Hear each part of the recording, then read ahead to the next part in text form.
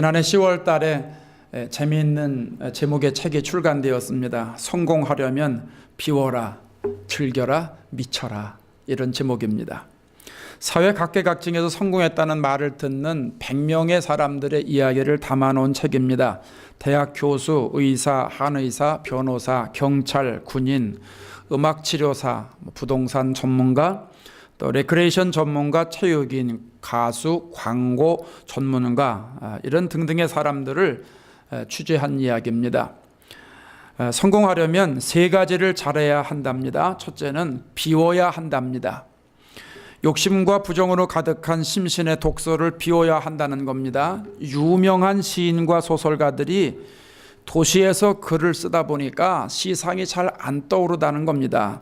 잘 안 떠올라서 시골 풍경이 넘치는 자연 속에 가서 안착하면서 시를 쓰니까 시상이 자연스럽게 떠오르더라는 거지요. 그래서 우리의 마음을 비워야 된다는 거예요. 그래야 성공한답니다. 둘째는 즐겨야 한답니다. 금세기 최고의 경영자로 칭송받고 있는 잭 윌치가 재임 기간 동안 20년 동안 회사의 브랜드 가치를 60배 높여놨답니다. 그러고 나서 자신의 성공 비결을 뭐라고 얘기했느냐 하면 즐겁게 일하고 즐겁게 노는 것이라고 얘기를 했습니다. 그는 스트레스 상황을 피할 수 없다면 그것마저도 즐겨라, 이렇게 말합니다. 그래야 성공할 수 있다는 겁니다. 셋째는 다르게 미쳐야 한답니다. 최고의 경영자로 선정되었던 애플사의 스티브 잡스, 지금은 고인이 됐습니다마는 그분의 성공 비결은 다르게 생각했다는 겁니다. 남과 다르게 생각하고 창조적인 사고를 했다는 거죠. 고정관념을 다 깼다는 거예요. 새로운 생각, 창조적인 사고를 위해서 기존의 틀과 사고를 깨는 용기가 필요하다. 그렇게 될 때 성공할 수 있다, 이렇게 얘기합니다. 저는 오늘 여러분에게 위에서 말씀드린 것보다 아주 쉽게, 정말 편하게, 더 빨리 성공할 수 있는 비결을 소개하려고 합니다. 그것은 하나님의 뜻에 맞추는 것입니다. 왜냐하면 진정한 성공은 하나님이 시켜주셔야 성공하는 것이기 때문입니다. 세상에서도 보세요. 소위 성공했다는 사람들, 남들보다 더 높은 지위에 올라갔다는 사람들, 인터뷰할 때, 이야기할 때 어떻게 이렇게 성공했습니까? 할 때 제가 열심히 노력해서 성공했습니다. 잠 안 자고 성공했습니다. 안 쓰고 성공했습니다. 독하게 마음먹고 성공했습니다. 하는 사람은 진정한 성공한 사람이 아닙니다. 그건 교만한 사람입니다. 어떻게 성공하셨습니까? 물어봤을 때 제가 사람을 잘 만났습니다. 회사를 잘 만났습니다. 저와 함께 일했던 사람들이 정말 전적으로 헌신해 줬습니다. 그래서 오늘날 제가 있었던 것뿐입니다. 누구 덕분입니다. 이렇게 말하는 사람 아니겠습니까? 예수 믿는 사람들의 성공도 하나님이 도와주셔야 되는 겁니다. 그래서 우리는 하나님의 마음이 있는 곳에 내 마음을 쏟아야 되고, 하나님의 생각에 내 마음을 맞추고 하나님의 뜻에 내 뜻을 맞추는 겁니다. 그렇게만 된다면 그 사람은 학식이 많든 적든, 경제적으로 풍요하든 빈궁하든, 삶이 화려하든 초라하든 상관없이 누구나 다 성공하게 되는 것입니다. 오늘 예배드리는 저와 여러분도 하나님의 뜻에, 주님의 뜻에, 예수님의 뜻에 내 뜻을 맞추어서 성공하는 인생으로 살아가실 수 있게 되기를 바랍니다. 아멘. 하나님의 뜻은 무엇일까요? 우리가 지금까지 계속해서 하나님의 뜻을 배우고 있는데 오늘 성경에서 이렇게 말합니다. 범사에 감사하라. 이것이 그리스도 예수 안에서 너희를 향하신 하나님의 뜻이니라. 데살로니가전서 5장 16절부터 우리가 계속 3주 동안 공부하고 있는데 3가지 얘기했죠. 항상 기뻐하는 거, 또 쉬지 말고 기도하는 거. 항상 기뻐하며 사는 것이고요, 쉬지 말고 기도하면서 사는 것입니다. 오늘 본문의 말씀, 하나님의 뜻은 범사에 감사하는 것입니다. 우리가 범사에 감사하면서 사는 것입니다. 현대 시대를 가리켜서 감사 불감증 시대라고 말합니다.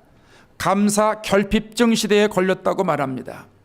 디모데후서 3장 2절에 가면 사람들이 자기를 사랑하며 돈을 사랑하며 자랑하며 교만하며 비방하며 부모를 거역하며 감사하지 아니하며.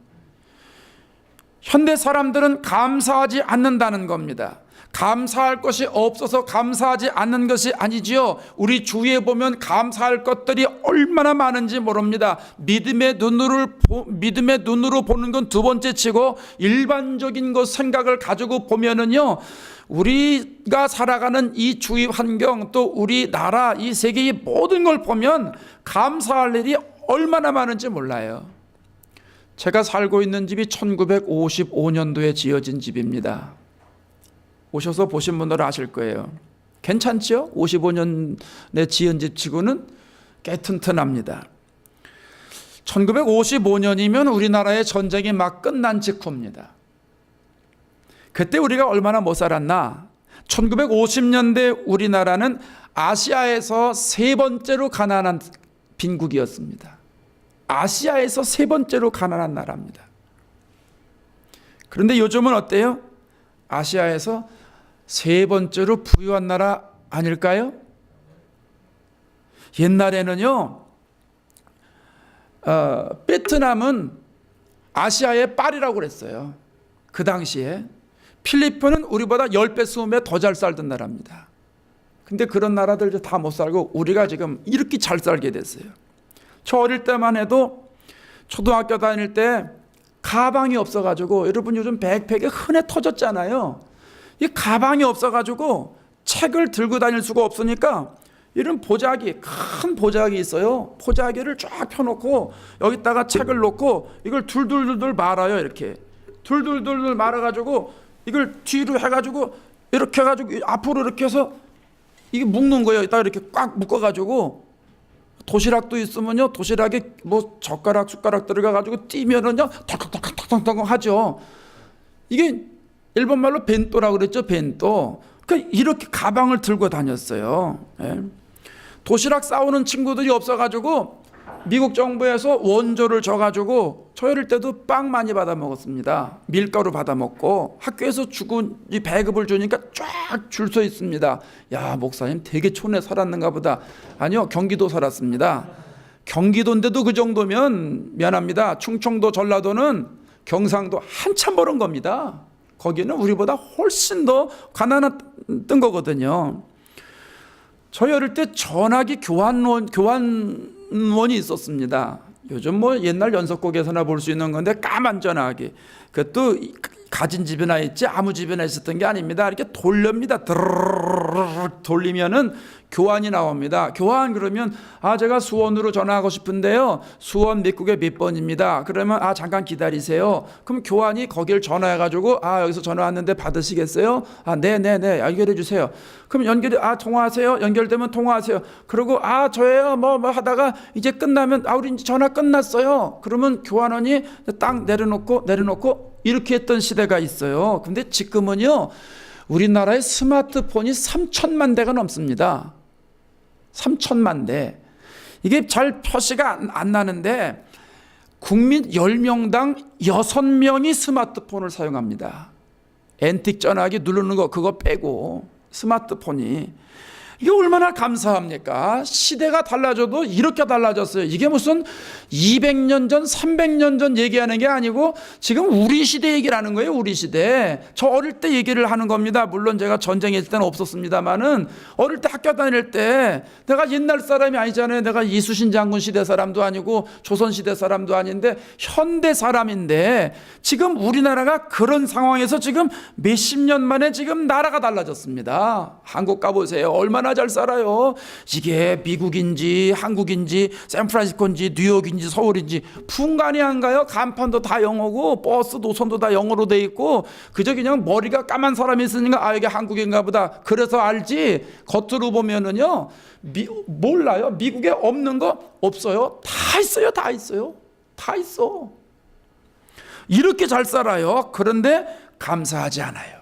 감사 불감증에 걸렸어요. 감사 결핍증에 걸렸어요. 나라에 대해서도 감사 안 하고, 이웃에 대해서도 감사 안 하고, 부모에 대해서도 감사 안 하는 시대가 되었단 말입니다. 신앙을 가진 사람도 크게 다르지 않습니다. 언제부터인지 하나님의 은혜를 당연시 여깁니다. 웬만큼 하나님의 은혜 주시면 마음에 감동도 오지 않습니다. 오히려 그렇게 안 해주면 더 야단합니다. 하나님 어떻게 그러실 수 있냐고. 웬만큼 역사하지 않으면 감사하지 않는다는 겁니다. 순간순간이 감사한 일로 가득 채워져 있는데 감사 불감증에 걸려가지고 감사하지 못한다는 거죠. 하나님이 주시는 복이 장대비처럼 쏟아져 내려오는데도 감사 결핍증에 걸려가지고 감사하지 못하고 있다는 겁니다. 그런데 여러분, 이러한 시대에 하나님은 오늘 성경에서 분명히 말씀합니다. 감사하라는 거예요. 감사하라는 거예요. 여러분, 이 시대에 하나님이 왜 감사하라고 말씀하실까요? 하나님이 우리를 감사하는 사람으로 만드시기 위해서입니다. 성경에 보면 여러 곳에서 감사를 강조하고 있습니다. 시편 50편 23절에 가면 감사로 제사를 드리는 자가 나를 영화롭게 하나니, 시편 136편 1절에 가면 여호와께 감사하라. 골로새서 4장 2절에 가면 감사로 깨어있어라. 3장 15절에 가면 너희는 감사하는 자가 되라. 빌립보서 4장 6절에 가면 감사로 하나님께 아뢰라. 에베소 5장 4절에 가면 감사하는 말을 하라. 여기를 펴도 감사, 저기를 펴도 감사, 저기를 펴도 다 감사하라는 거예요. 하나님이 성경 곳곳에 감사하라고 말씀하시는 거예요. 왜 그러실까요? 하나님이 감사를 받고 싶으셔서 말씀하시는 것이 아닙니다. 하나님의 백성인 우리에게 감사를 가르쳐서 감사한 자녀로 만드시기 위해서입니다. 인간은 죄인이기 때문에 선한 일은 배워도 잘 되지 않고 악한 일은 배워도 잘 되지 않습니까? 감사는 가르치고 가르쳐도 표현할 줄을 모르는데 원망하고 불평하고 미워하는 것은 이게 배우지 않아도 자동으로 됩니다. 자동으로 됩니다. 그렇기 때문에 하나님은 우리 자신을 근사한 사람으로 만드시기 위해서, 예수 믿고 구원받은 사람들을 근사한 사람으로 만드시기 위해서, 영적 예절이 있는 사람으로 만드시기 위해서 감사하라고 말씀하시는 줄로 믿습니다. 오늘 본문에서 우리가 주의 깊게 보아야 할 단어가 있습니다. 감사라 앞에 뭐가 붙었지요? 범사에. 범사에 감사라는 거예요. 범사라고 하는 말은 성경 언어에 보면 엔판티라고 하는 말인데, 모든 상황과 환경에서 이런 뜻입니다. 그러니까 범사에 감사라는 얘기는 모든 환경과 모든 상황에서 감사라는 거죠. 모든 것에서 감사하라는 거예요. 좋은 일 있을 때도 감사하고, 나쁜 일 있을 때도 감사하고, 웃을 일 있을 때도 감사하고, 울을 일 있을 때도 감사하라는 거예요. 어떤 상황에서 어떤 환경에서도 감사하라는 말씀입니다. 취업이 되어도 감사하면서 살고, 취업되지 않아도 감사하면서 살라는 거예요. 돈이 많아도 감사하면서 살고, 돈이 없어도 감사하면서 살라는 거예요. 사업이 흥해도 감사하면서 살고, 망해도 감사하면서 살라는 거예요. 쉽게 이해할 수 없는 말씀이지만 주님은 분명히 오늘 우리들에게 말씀하십니다. 여러분, 하나님은 왜 범사에 감사하며 살라고 말씀하실까요? 왜 범사에 감사하며 살라고 말씀하실까요? 모든 일은 하나님이 인도하시기 때문입니다. 잠언서 16장 9절에 사람이 마음으로 자기의 길을 계획할지라도 그의 걸음을 인도하시는 이는 여호와시니라고 했어요. 기독교 신앙은 하나님이 천지를 창조하시고 주관하시고 운행하시고 다스리시고 인도하신다는 것을 고백합니다. 사람이 아무리 탁월한 지혜를 가졌다고 해도 하나님이 도와주지 아니하시면 열매를 거둘 수 없다고 고백하는 것이 기독교 신앙입니다. 시편 127편 1절에서 여호와께서 집을 세워주지 아니하시면, 집을 세우지 아니하시면 세우는 자의 수고가 헛되며 여호와께서 성을 지키지 아니하시면 파수꾼에 깨어있음이 헛되도다 그랬어요. 너희가 일찍이 일어나고 늦게 누우며 수고의 떡을 먹음이 헛되도다 했습니다. 모든 일은 하나님이 인도하시는 거예요. 하나님은 우리를 잘되게 하시기 위해서 생명의 길로, 의의 길로, 진리의 길로 인도하시기 위해서 우리를 잘되게 하시는 분입니다. 그렇기 때문에 그 하나님의 인도하심을 믿고 범사에 감사하라는 거예요. 범사에 감사하면서 살라는 거예요. 때로는 힘들지요. 때로는 어려운 고난의 길로 갈 수도 있어요. 하나님이 우리를 그렇게 힘든 광야로 이끌 수도 있습니다. 눈물 나는 고난의 길로 인도할 수 있습니다. 그것도 역시 하나님의 선하신 뜻이 담겨져 있기 때문에 범사에 감사하면서 살라고 말씀하시는 겁니다. 요셉을 보십시오. 요셉이 어려서부터 아버지의 사랑을 독차지했어요. 채색 옷을 입었다는 것은 아주 귀한 옷을 입었다는 그런 말 아닙니까? 하루는 꿈을 꾸는데 밭에서 곡식을 묶는데 자기가 묶은 단이 일어서고 형들이 묶은 단이 자기 묶은 단을 향해서 다 절하는 꿈입니다. 형들보다 으뜸되는 삶을 살겠다는 하나님의 사인이지요. 어느 날 꿈을 꾸니까 해와 달과 11별이 자기에게 다 절하는 거예요. 세계를 다스리고 세계를 움직이는 지도자가 되겠다, 이런 뜻 아니겠으며, 그걸 꿈을 꾸고 형제들에게 얘기를 합니다. 형제들이 좋아할 일 없지요. 형제들이 시기합니다. 나중엔 형제들이 동생을 노예로 팔아버립니다. 얼마나 미우면 노예로 팔았겠어요. 요셉이가 애굽에 가가지고 종살이를 하는데, 보디발 장군의 집에 가가지고 종살이를 하는데 평생 종살이 해보지도 못한 사람이 종살이 합니다. 성경에 그런 말은 없지만 아버지 집에 살면서 물에 손에 물 한 번 묻혀본 적이 없을 겁니다. 그런데도 종살이는 그게 뭐 손에 물뿐이겠습니까? 그 어렵고 힘든 일을 다 해야 됩니다. 그걸 11년 동안이나 합니다.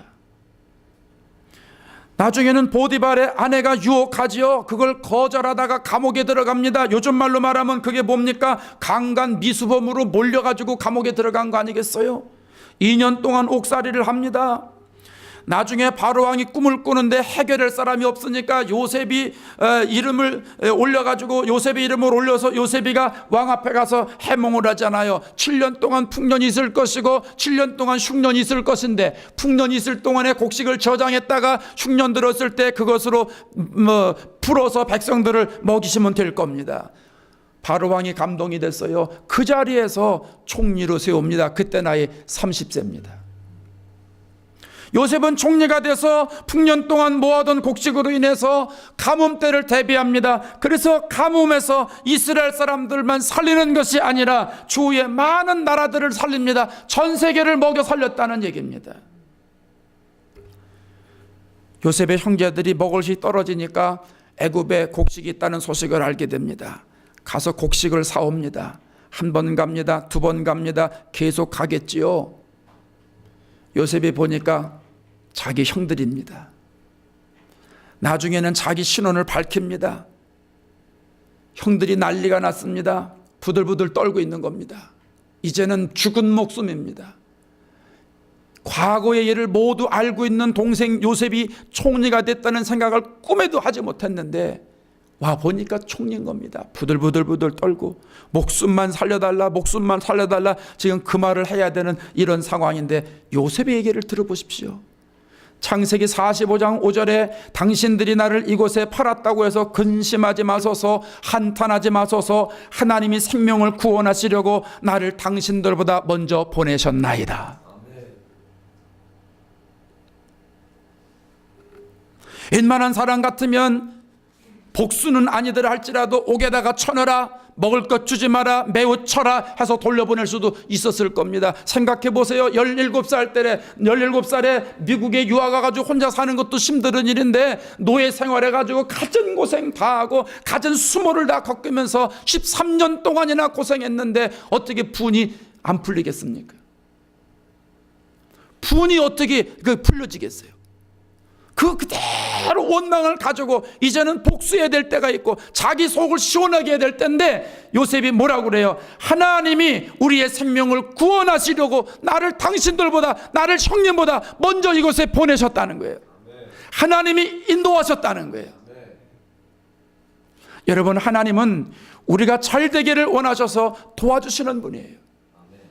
때로는 우리를 힘든 길로 이끈다 할지라도 결국은 나를 잘되게 하시기 위해서 나에게 그 과정이 필요하니까 그 길로 인도하시는 거예요. 그래서 결국은 선하게 만드시는 거예요. 로마서 8장 28절에 우리가 알거니와 하나님을 사랑하는 자 곧 그 뜻대로 부르심을 입은 자들에게는 모든 것이 합력하여 선을 이루느니라 그랬잖아요. 하나님은 우리를 잘되게 하시는 분이에요. 우리가 생각하는 것 이상으로 잘되게 하시는 분이에요. 창세기 1장 28절에 하나님이 그들에게 복을 주셨다고 그랬잖아요. 우리에게 복을 주셔서 땅에서 번성하고 생육하고 충만하고 땅을 정복하면서 마음껏 살도록 하나님이 밀어주시는 분이에요. 마태복음 7장에 가면 구하라 찾으라 두드리라고 했지요. 하나님은 구하는 자에게 좋은 것 주시겠다고 말씀하셨어요. 하나님은 우리가 잘되기를 원하시고 형통하기를 원하셨어요. 여러분, 부모의 마음은 자식들이 본인들이 잘되기를 원하는 마음보다 부모가 가진 마음이 더 크다는 거예요. 더 커요. 여러분, 오늘 설날 아닙니까? 음력 설날인데 가족끼리 있는 사람들은 부모에게 다 세배합니다. 저희도 애들 불러 다 세배해. 세배해서 다 세배 받고 왔어요. 가르쳐야 되니까. 세배만 받습니까? 세뱃돈도 주지만 덕담을 하지 않습니까? 금년도에 이렇게 하면 좋겠다, 저렇게 하면 좋겠다. 그거 본인들이 다 알고 있어요. 그런데 왜 얘기를 합니까? 본인들이 잘 되기를 원하는 마음보다 부모가 자식이 잘 되는 마음이 더 크니까 얘기를 하는 거예요. 하나님도 마찬가지입니다. 우리가 잘 되기를 원하시는 마음이 우리 마음보다 하나님의 마음이 더 비교할 수 없이 크다는 사실이에요. 그렇기 때문에 하나님이 이 땅에 우리를 사랑하시기 때문에 예수님 보내주신 것이고, 우리를 죄에서 구원하시기 위해서 십자가에 달려 돌아가게 하신 것이고, 누구든지 예수를 믿기만 하면 다 구원 얻을 것이다. 누구든지 예수를 믿기만 하면 하나님의 자녀가 되는 권세를 가질 것이라고 말씀해 주시는 거 아니겠어요? 그렇기 때문에 오늘 우리들은 하나님의 인도하심을 믿고 합력해 선을 이루시는 분이 하나님이라는 사실을 믿고 범사에 감사해야 되는 것입니다. 좀 힘들고 어려워도 감사해야 됩니다. 사람들에게 원망 듣고 핍박받아도 감사해야 됩니다. 고통 가운데 있다 할지라도 감사해야 됩니다.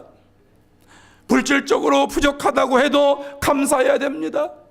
왜냐하면 나중에 하나님이 그것마저도, 이 불편하고 고생하는 이것마저도 합력하여 선을 이루어 주실 것이 분명하기 때문입니다. 어떤 사람들은 그러죠. 감사하는 게 너무 어렵다고. 어렵고 힘들 때 범사에 감사하는 게 너무 어렵다고. 어렵죠. 쉬운 거 아니에요. 너무너무 어려운 거예요. 머리로는 이해가 되잖아요. 머리는 움직여요. 이해는 되는데 막상 그게 쉽지가 않아요. 그런데 여러분, 쉽게 되는 비결이 있어요. 고통과 환난 가운데서도 쉽게 범사에 감사할 수 있는 비결이 있습니다. 그것은 예수 그리스도 안에 있으면 됩니다. 내가 예수를 만나면 가능한 거예요. 여러분, 범사에 감사하는 것은 배워서 되는 게 아니고 노력해서 되는 게 아니에요. 애워서 되는 게 아니에요. 본성으로 되는 게 아니에요. 환경이 좋다고 저절로 되는 게 아니에요. 내가 예수를 만나면 되는 거예요. 내 안에 예수님의 생명이 있으면 되는 거예요. 내 안에 하나님 주신 마음이 있으면 되는 거예요. 고린도후서 5장 17절에서 누구든지 그리스도 안에 있으면 새로운 피조물이라, 이전 것은 지나갔으니 보라 새 것이 되었다고 그랬죠. 새로운 피조물이라고 하는 말은 새로운 사람이 되었다는 말이 아닙니까? 요즘 제가 계속 매주마다 새로운 사람이 되었다고 하는 거 설교하잖아요. 하나님의 마음이 내 마음에 들어왔다는 게 뭐예요? 동시에 하나님의 능력이 나에게 들어왔다는 거예요. 하나님의 마음은 능력이에요. 하나님의 말씀은 능력이 있어요. 그 말씀이 내 안에 들어오고 그 마음이 내 안에 들어왔으면 나에게서 하나님의 마음이 나간다는 거예요. 하나님의 마음으로 말을 할 때 그 말에 권세가 있는 것이고, 하나님의 마음으로 사랑할 때 사랑의 능력이 나타나는 것이고, 하나님의 사랑으로 용서될 때 그 용서가 되는 거예요. 하나님의 마음이 나에게 들어오는 건 내가 동시에 하나님의 능력을 소유했다는 말입니다. 내가 하나님의 능력을 소유하게 되면 어떤 상황에서도 감사하게 된다는 말씀입니다. 힘들고 어렵고 눈물을 흘리고 고통 가운데 있다 할지라도 그럼에도 하나님이 범사에 감사하라고 하시기 때문에 범사에 감사하면 하나님이 감사하게 해주신다는 말입니다. 일반적인 마음 가지고는 될 수가 없어요. 이해를 할 수가 없어요. 그런데 하나님의 마음을 가지고 있으면 예수 그리스도 안에 내가 있으면 가능하다는 거예요. 사도 바울을 보세요. 고린도후서 11장에 가면 이런 고백을 하지요. 옥에 갇히기도 더 많이 하고 매도 수없이 맞고 여러 번 죽을 뻔했다고 그랬어요. 유대인에게 40에 하나 감한매를 5번 맞았다고 그랬어요. 태장으로 3번 맞았어요. 돌도 맞고 3번 파손하고 일주야를 깊은 바다에서 지내고 강의 위험과 강도의 위험과 동족의 위험과 이방인의 위험과 시내의 위험과 광야의 위험과 바다의 위험과 거짓 형제의 위험이라는 위험은 다 겪었어요. 고생이라는 고생은 아주 원 없이 한 사람이에요. 그런데 사도 바울이 빌립보서 4장 12절에 뭐라고 말합니까? 나는 비천에 처할 줄도 알고 풍부에 처할 줄도 알아. 모든 일 곧 배고픔과 배부름과 풍부와 궁핍에도 처할 줄 아는 일체의 비결을 배웠다고 하잖아요. 아멘. 이게 사도 바울의 실력일까요? 일체의 비결을 배웠다는 말이 사도 바울의 실력일까요? 하나님의 실력입니다. 하나님의 마음이 사도 바울 속에 들어가니까 사도 바울에서 그런 역사가 나타나는 것입니다. 내가 예수 그리스도를 믿고 예수님 안에 있으면 하나님의 마음이 내 마음에 들어와서 나에게도 이런 역사가 일어나는 것입니다. 그렇기 때문에 여러분, 어떠한 환경이든 어떠한 여건이든 감사해 보시기 바랍니다. 범사에 감사하라, 이것이 하나님의 뜻이라 말씀하셨으니까 한번 감사를 시작해 보실 수 있기를 바랍니다. 헌금하라는 얘기 아닙니다. 그 환경에 무릅쓰고라도 내 입에서 하나님 감사해요, 하나님 감사합니다, 감사를 고백해 보라는 말씀입니다. 어떨 때는 조금 나아지면 더 감사할 것 같고 지금 환경이 조금 더 바뀌어지면 감사할 것 같은데 지금보다 조금 나아지고 환경이 바뀌어져도 그때뿐입니다. 시간 지나면 똑같습니다. 똑같아요. 그래서 여러분, 우리가 하나님께서 우리들에게 범사에 감사하라 말씀하실 때 하나님의 의도를 깨닫고 우리가 믿음을 가진 사람들이니까 한번 믿음으로 하나님 앞에 감사를 고백해 보라는 얘기입니다. 그러면 하나님께서 우리들에게 역사하신다는 겁니다. 여러분, 다른 거 생각할 거 없습니다. 내가 처해 있는 삶의 위치에서 감사하면 좋아요. 저는요, 저라고 왜 힘든 일이 없겠어요? 저라고 왜 어려운 일이 없겠어요? 겉으로 만나 웃고 다니고 그러니까 뭐 그런 것 같지만 신경 쓸 것도 많고요, 속삭이는 사람도 있고요, 여러 지방에 또 할 일도 많고요, 하여간 여러 가지로 뭐 다 여러분 마찬가지 아니겠습니까? 다 그래요. 그런데도 주일만 되면 얼마나 감사한지 몰라요.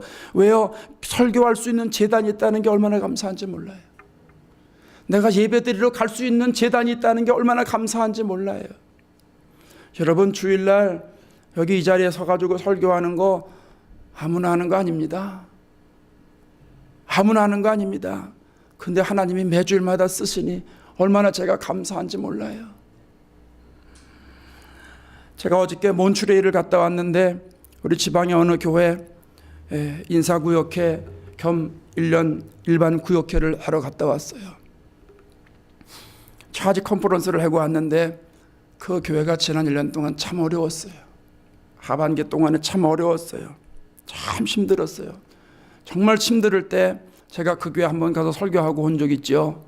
제가 가서 거기에 11시 예배 설교하고 여기 오는데 예배 끝나고 교인들이 눈물을 흘리면서 울고 막 이러는데 어떻게 할 수가 없어서 안정시켜드리고 해결책을 제시하고 그러고 늦게 오냐고 오다 보니까 제가 1시 45분에 예배당에 온 적이 있어요.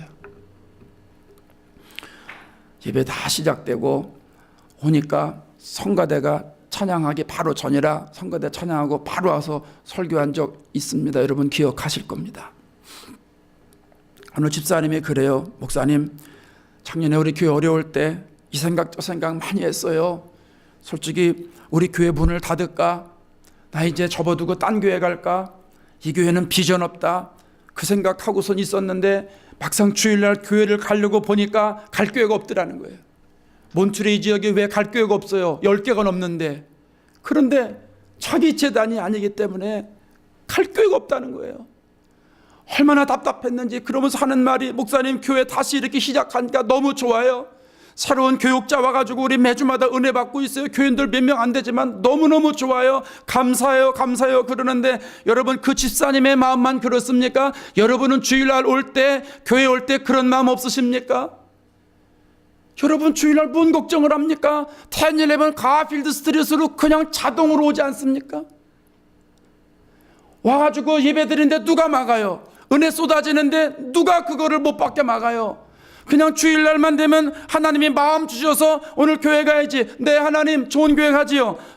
말끔히 차려입고 그냥 운전하고 오면 교회잖아요.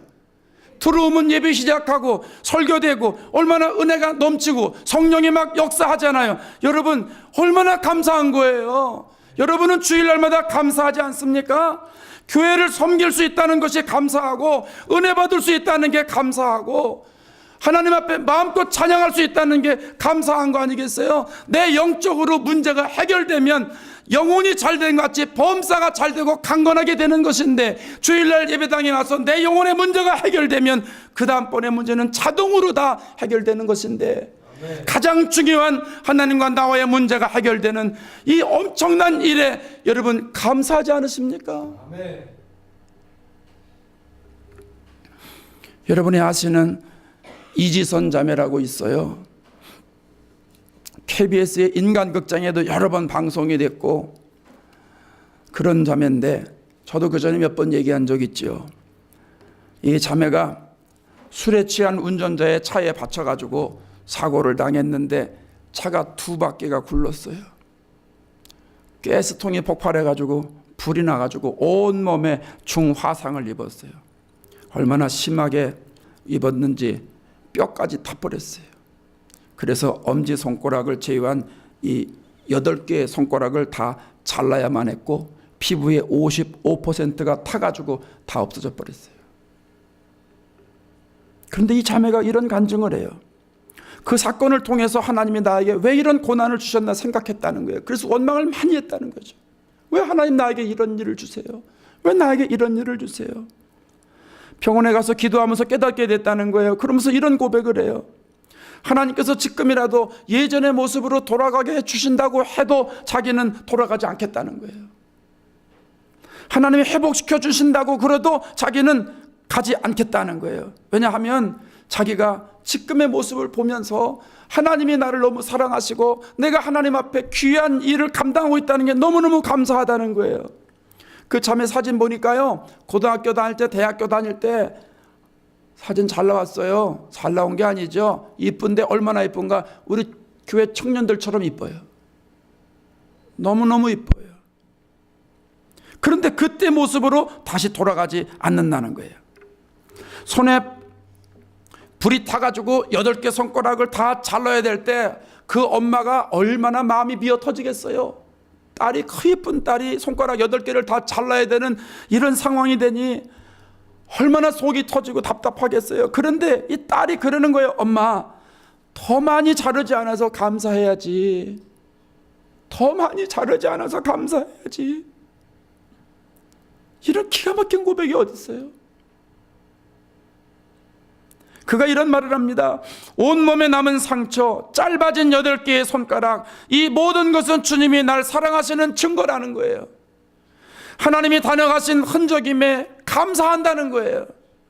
이 부끄러운 손을 높이 들고 하나님을 찬양하고 사람들과 악수를 하고 엄지손가락 가지고 글을 쓰고, 세상 사람들이 보기에는 불쌍해 보이지만 하나님은 부끄럽지 않은 마음을 자기에게 주셨다는 거예요. 그래서 당당하다는 거예요.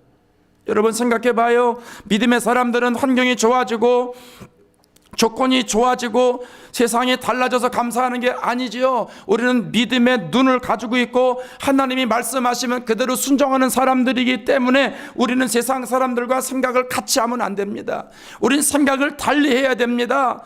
하나님 주신 생각 가지고 그대로 나아가면 세상이 달리 보이는 것입니다. 없어서 문제가 아니라 생각이 다르기 때문에 문제가 되는 것입니다. 연습이라고 해도, 한번 습관적이라고 해도 하나님이 말씀하시니까, 범사에 감사하라 하시니까, 이것이 그리스도 예수 안에서 너희를 향하신 하나님의 뜻이라고 하시니까, 여러분 하나님의 말씀에 의지해서 한번 하나님 감사해요, 하나님 감사해요, 여러분 기도해 보실 수 있기를 바랍니다. 예전과는 전혀 차원이 다른, 생각하지 못했던 삶을 살아갈 수 있는 능력이 여러분에게서 나온다는 사실입니다. 탈무드에 이런 말이 있어요. 세상에서 가장 현명한 사람은 배우는 사람이고, 세상에서 가장 강한 사람은 자기를 이기는 사람이고, 세상에서 가장 행복한 사람은 범사에 감사하는 사람이다. 사랑하는 여러분, 범사에 감사하라, 하나님의 음성이 들리지 않습니까? 하나님은 우리가 범사에 감사하며 사는 걸 원하십니다. 환경과 조건이 좋아서 감사하는 것이 아니라 하나님의 자녀이기 때문에, 하나님 말씀을 듣는 사람이기 때문에, 하나님의 자녀로 하나님의 말씀을 귀하게 여기는 사람이기 때문에 감사하면서 살라고 말씀하십니다. 큰 일이든 적은 일이든 기쁜 일이든 기쁘지 않은 일이든 범사에 감사하며 사는 것을 하나님이 원하십니다. 오늘부터 감사하는 삶을 사실 수 있기를 바랍니다. 범사에 감사하는 삶을 누릴 수 있기를 바랍니다. 합력해 선을 이루어 주실 것입니다. 범사에 감사하라, 이는 그리스도 예수 안에서 너희를 향하신 하나님의 뜻이니라. 이 말씀 기억하시고 하나님 말씀대로 범사에 감사하면서 성숙한 인격과 신앙을 갖춘 저와 여러분 되시기를 주의 이름으로 축원합니다. 기도하겠습니다.